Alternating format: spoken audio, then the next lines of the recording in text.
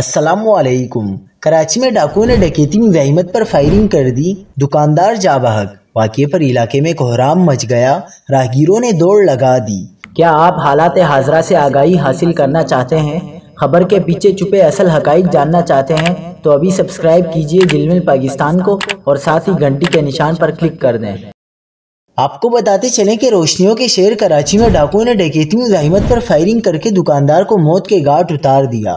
ڈکیتی مزاحمت پر قتل کا واقعہ کراچی کے علاقے اورنگی ٹاؤن میں سیکٹر 11:30 صدیق اکبر مسجد کے قریب پیش آیا، جہاں مسلح ڈاکو موبائل کی دکان میں داخل ہوئے اور اسلحے کے زور پر لوٹ مار شروع کر دی۔ دکاندار کی جانب سے روکنے کی کوشش پر ملزموں نے فائرنگ کر دی۔ مقتول کی شناخت 35 سالہ یامین کے نام سے ہوئی ہے۔ ملزمان نے مقتول کو چہرے پر گولی ماری اور فرار ہو گئے۔